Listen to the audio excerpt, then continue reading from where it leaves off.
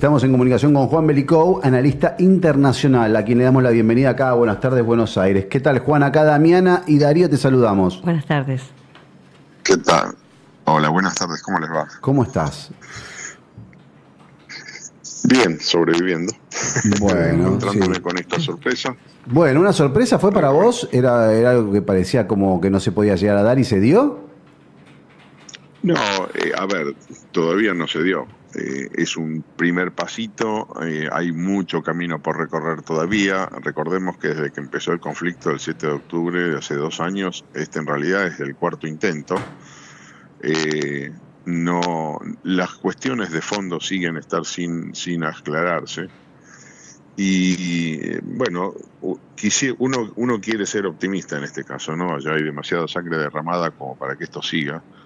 Pero la verdad es que ninguna de las dos partes, en realidad la pregunta es si son dos partes, que este es el problema esencial en todo esto, ¿no? A ver, la interna israelí está dividida al respecto, están los ultraortodoxos que por ahora no se han expresado, pero siempre han expresado que no aceptan ningún tipo de acuerdo, que no sea el hecho de que se termine con el problema definitivamente. Y su visión de cómo debe terminarse el tema definitivamente es básicamente expulsar a todos los palestinos. Y por esto es el ala más extrema, y estamos hablando de un gobierno que está formado por una coalición. O sea, Claro. Se cae el gobierno si no se paga. Y por otra parte tenés el otro problema, que es Hamás. Están negociando con Hamás a quien le pida que se salga del medio y que no exista más. La pregunta es si Hamás realmente representa a todos los palestinos. Por lo pronto representa una parte de los palestinos de Gaza. Lo que definitivamente no representa es Cisjordania, donde existe la Autoridad Palestina. Autoridad Palestina que fue electa para el cargo en el año 2006, o sea, hace 20 años que está en el gobierno sin elecciones. Entonces, ¿cuál es la legitimidad de quien esté negociando esto? Juan, lo ponías muy, muy claro recién cuando decías la postura de dos cosas que son como muy difíciles de convencer, por decirlo en un llano. Sí.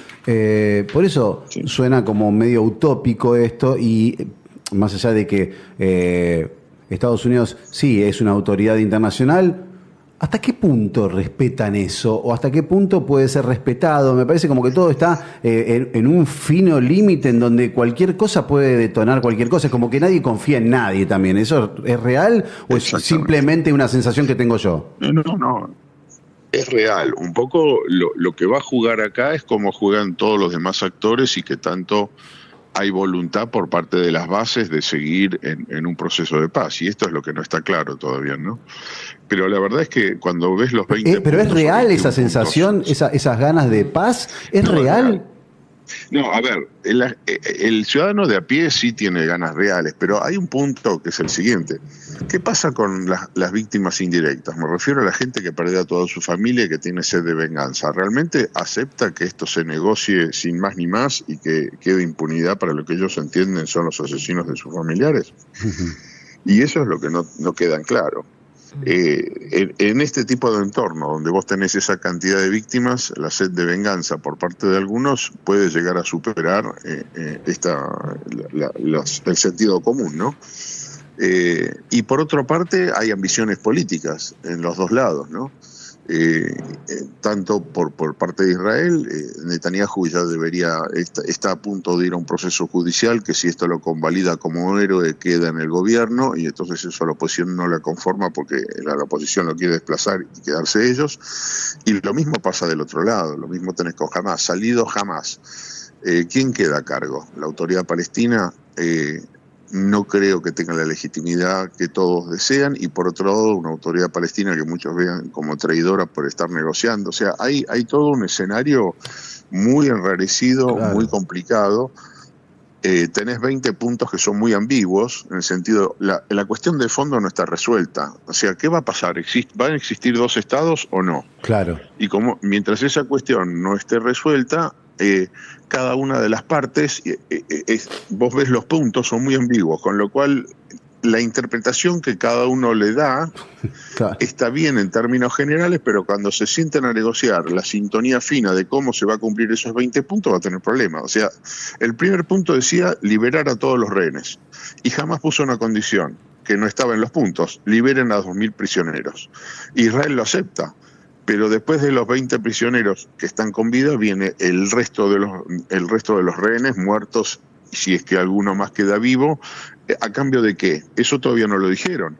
La pregunta es, ¿se va a aceptar o no? Ya hay gente que está cuestionando si realmente tienen que liberar a esos 2.000 prisioneros, muchos de los cuales, por cierto, están sin un proceso, sin una condena firme, están presos, digamos, en prisión preventiva nada más. Entonces, lo que te quiero decir, hay muchas cosas por definir todavía que están en el aire. Sí depende de este entusiasmo y la presión que tenga la opinión pública de los dos lados, mayoritaria, sobre su liderazgo, para que no se baje de este camino hacia la paz, que recién pega el primer pasito de un largo camino de muchos kilómetros, ¿no? Vos dijiste que fracasaron 3 intentos antes. ¿Por qué fracasaron? Fracasaron por este mismo problema, porque nunca se resolvió la cuestión de fondo, porque además la tentación de las facciones internas a patear el tablero es muy grande. Entonces, el primero que se sale de regla dispara la reacción. Claro, no hay intención, no se ve la intención de ninguno de los dos lados. Yo, por lo que siento en declaraciones, hay un odio muy grande y hay y lo que vos decís es muy concreto. No están las cosas claras, y esto me parece que justamente lo que se genera ante algo que no está claro es más confusión y más necesidad de poner cosas en clara de forma violenta. Porque al no estar claro y que no haya un árbitro... Europa, por un lado, quiere que está reconociendo el Estado de Palestina, y Estados Unidos justamente es pro Israel. A ver, en este momento hay sobre 5 o 6 estados en el mundo que no reconocen el Estado de Palestina. O sea, es una cosa bastante también absurda. Por otra parte, un Estado de Palestina que no existe. Una autoridad palestina que tampoco existe, no tiene la legitimidad ni del voto ni de la mayoría, no se sabe cuál es el tema. El líder de la autoridad palestina está escondido y solamente sale a hablar muy de vez en cuando. O sea, es bien complicado el escenario, ¿no? Y bueno, ya te digo, el tema son les cuento, las negociaciones estas tienen el problema de cómo se va a ir cada pasito afirmando y que nadie se salga del límite que patea el tablero. El único que está muy firme en todo esto es Trump, porque necesita vender algún triunfo. Claro. Digamos, Trump prometió muchas cosas de que llegó algo al poder y no tiene nada. Entonces él está haciendo toda la presión del mundo, y si a eso le sumamos que está queriendo ligar el Premio Nobel de la Paz, que lo están por definir en estos días, esto lo tiene muy, claro, muy ocupado, ¿no? Y aparte uno se pone a pensar, para que ocurra eso le tiene que salir bien esta jugada, ¿no? Y jamás se ha negado, ¿no? En ocasiones bueno, como recién hablabas, a deponer las armas, pero además dicen que solo lo va a hacer cuando se establezca un Estado palestino. Y esto y además que se retire, ¿no? Israel, ¿hasta dónde? Sí, exactamente. Claro. Se retire Israel, ¿hasta dónde? Cuando vos ves los planes de Israel, no existe tal retiro. Ahora, tampoco existe por parte de Hamás el hecho de aceptar que existe un Estado judío. Por otra parte, se le dice a Hamás: ustedes no van a gobernar acá, en realidad se deben desarmar, deben desaparecer. La pregunta es, suponiendo que el liderazgo de Hamás acepte esto, a ver, cuando uno lo compara con otros grupos que han hecho esto, a ver, en Colombia se negoció con la FARC, pero todavía hay FARC disidentes que siguen en la guerra. En Irlanda se negoció la paz en Semana Santa, que es el famoso acuerdo del Viernes Santo, y durante 20 años más hubo facciones que siguieron luchando. Entonces, o sea que puede haber grupos terroristas disidentes en esta cuestión, que a lo mejor acaten orden la mayoría en este acuerdo por la paz, pero que va a haber de un lado y del otro seguir habiendo atentados, porque va a haber grupos que van a estar apoderados por el odio y todo esto, ¿no? Toda esta cuestión de años. En los dos lados hay internas que están más por patear el tablero que por jugar estas cartas. Ahora, si la presión popular, el apoyo de los dos lados, digamos de las bases, es tan fuerte y tan sólida, quizás esto dure. Ahora, yo creo que las dos partes apuestan a esto en ganar tiempo, en rearmarse, Israel en recuperar un poco de imagen internacional que está muy deteriorada, y por otro lado Hamás necesita reorganizarse. Ahora, el problema de fondo que tenés es otra historia. Gaza está destruida, es tierra arrasada. Las estimaciones más optimistas te dicen que reconstruirlas va a llevar 12 años. Las más pesimistas te hablan de 30 años. Empezando ahora. Entonces, Claro. empezando ahora. Ahora. El problema es, ¿qué haces mientras tanto con esta gente? ¿A dónde la pones? La ONU apoya esto, ¿no? Entonces, La ONU. claro, pero la ONU apoya, Tampoco, pero vos tenés no un apoya. problema, vos tenés desplazados, vos tenés 2 millones de personas que tenés que darle vida y comida en algún lado. Eso cuesta una fortuna que en este momento no la hay, digamos, no hay plata, digamos, para Haití. Fíjate los haitianos que todavía están del terremoto que pasó hace ya cuántos años. Ahora, imagínate estos 2 millones de personas para atrás, ¿no? Vos te vas a la época de la década del 60, cuando intentaron ir a mandar a los palestinos, digamos, por los conflictos que hubo internos, se fueron a Jordania. A ver, son todos países en la región que no tienen una razonable identidad nacional con la etnia. Entonces, a vos cuando a Jordania se te vino un malón de palestinos, el equilibrio interétnico se desbalanceó, predominaron los palestinos, que era un conflicto interno en Jordania, entonces Jordania los terminó pisando. De ahí donde se fueron. Segundo conflicto, se te fueron al sur del Líbano. Se desbalanceó el Líbano, guerra civil, Líbano, que era el paraíso del Mediterráneo, desapareció como estado, todavía es un estado fallido, hoy. Entonces, Egipto no los quiere recibir.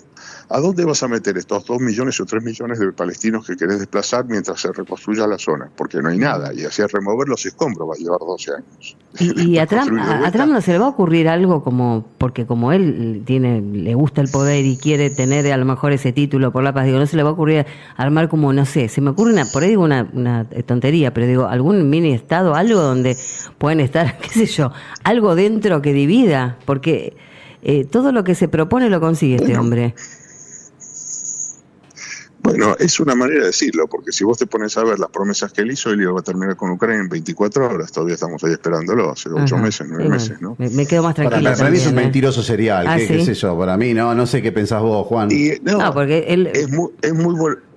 El hombre es voluntarista, pero de ahí a que logre las cosas que quiere, te dice que terminó 7 guerras y te habla de una guerra entre Indonesia y Armenia. O sea, sí, para mí, sí. Vende humo. Vende humo, pero es un buen comerciante. Pensemos que Trump es un gran comerciante, es un gran vendedor de cosas. ¿Cómo comenzó Trump? O sea que, a ver, después... Es grandilocuente el crecimiento, pero pensemos cómo empezó. ¿Dónde está el gen Trump? Es un outsider que aprovechó un momento de falta de liderazgo. El Occidente en este momento está con problemas serios de liderazgo, entonces aparecen, digamos, populistas de este tipo, digamos, que vienen por fuera del sistema, y como la gente ya está cansado de lo tradicional, que no te convence, no te resuelve. La política está así, muy cuestionada. A nivel mundial. Y eso lo tenés en todos lados. Sí, es un tema. Ahora, ¿cuál es la solución práctica a esto real? Yo no veo una propuesta realista hoy por hoy. Entonces, por eso digo, tomémoslo con piso. Yo ojalá le vaya bien, porque la verdad que creo que esta masacre hay que pararla de los dos lados. A ver, Hamas es un grupo que definitivamente no puede existir, nunca debe existir. Pero tampoco lo que está pasando con los palestinos en este momento. Claro. A ver, cuando te dicen Israel es un estado genocida, bueno, no es un estado genocida, que tiene algún sector dentro de ahí que tiene una idea de que hay que hacer una limpieza étnica dentro del gobierno, sí, tampoco es todo el gobierno. Claro, es verdad. Mucho menos todo el Estado de Israel. Es verdad, pero la matanza existe, la matanza está. La matanza está. Sí, la matanza está. A ver, lo mismo pasa del otro lado, porque no todos los palestinos son Hamas. ¿Entendés? Y ni siquiera todo Hamas es ese nivel de violencia. Ten en cuenta que Hamas es prácticamente el único empleador que había en Gaza, porque es un país que vive de los camiones de alimentos que entran en un territorio, digamos, es una cárcel a cielo abierto eso. Entonces, bueno, ahí es donde no veo la solución real planteada. Entonces hay mucha buena voluntad, pero cuando vos vas a la sintonía fina de cómo se va a implementar este supuesto plan que está proponiendo en la mesa, yo no lo veo. ¿El alto el fuego comenzará en 24 horas? Eso sí. Sí, probablemente sí. Yo creo que las partes necesitan ganar tiempo, necesitan parar un poco la pelota y reordenarse, porque esto ya se está yendo de las manos de todas las partes, ¿no? Y hay mucha presión internacional para que esto de alguna manera termine. Ahora, es un polvorín. El menor chispazo explota de vuelta todo y volvemos a foja cero. Totalmente. Juan, ojalá salga sí, bien. Ojalá. Me temo sí, que no. sí. Es verdad. Juan, tenemos que ir al informativo, pero te agradecemos mucho Por favor. toda la información. La verdad que seguramente te contactemos nuevamente para que nos sigas contando cómo evoluciona esto. Con mucho gusto. Un abrazo grande. Hasta luego, gracias. Juan Belicov, analista internacional, contándonos sobre esta primera fase del acuerdo de paz entre Israel y Hamas propuesto por Donald Trump.